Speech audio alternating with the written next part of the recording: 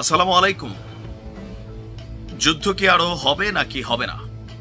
আমরা দুই দেশের পরিস্থিতি যদি একটু দেখি, পটভূমি এই মুহূর্তে সর্বশেষ যে অবস্থান, সামরিক খাতে বিনিয়োগ, সেনা প্রধান, তারপর আরো বিভিন্ন জায়গায় বদল, এই সকল কিছু দুইটা বার্তা দিচ্ছে যে যুদ্ধটা হয়তো বড় দূর গড়াবে।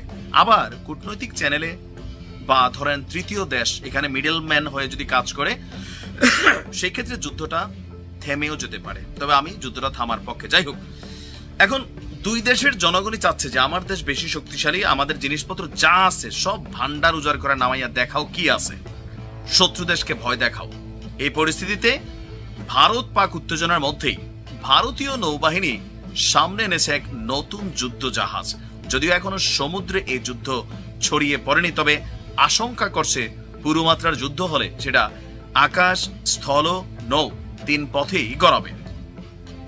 আপনার ভারতের যে যুদ্ধ জাহাজ সামনে আসছে, এটার নাম হচ্ছে আইএনএস আরনালা।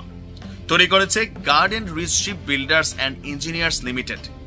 তুলনায় ছোট এই জাহাজটি সাবমেরিন বা ডুবু জাহাজের বিরুদ্ধেও লড়াইয়ে আপনার সক্ষমতা রাখে। জাহাজটি 77.6 মিটার লম্বা এবং 10.5 মিটার চওড়া। বেসরকারি সংস্থার সাথে যৌথভাবে এই জাহাজটি তৈরি করেছে ভারত, যা দেশের যুদ্ধ জাহাজ নির্মাণের ইতিহাসে প্রথম। জিআরএসির সঙ্গে যৌথভাবে এই কাজ করেছে এল&টি কাচুপাল্লি। এই প্রকল্পের অধীনে তৈরি করা হয়েছে মোট 16টি এই ধরনের যুদ্ধ জাহাজ। আর গতকালকে এই আরনালা তুলে দেওয়া হয়েছে ভারতীয় নৌবাহিনীর হাতে। জানা গেছে জাহাজ তৈরির 88% উপকরণ ভারতের দেশীয়। আয়তন ছোট হলেও এই জাহাজ যথেষ্ট কার্যকরী। সমুদ্রের তুলনায় অগভীর এলাকায় এই জাহাজ কাজে লাগানো হবে। তো এটা নির্মাণের মধ্যে কি কি এখানে কানেক্টেড বা সক্ষমতা আছে? হালকা ওজনের টর্পেডো, সাবমেরিন বা ডুবু জাহাজের যেই অস্তিত্ব আছে সেগুলোকে ফাইন্ড আউট করা এবং ধ্বংস করার জন্য রকেট ছোড়া, এবং একই সাথে 3টি ওয়াটার জেটওয়েতে সংযুক্ত করা হয়েছে। দক্ষতা, দ্রুততা, নিপুণতা এই হলো এই যুদ্ধ জাহাজটির বৈশিষ্ট্য।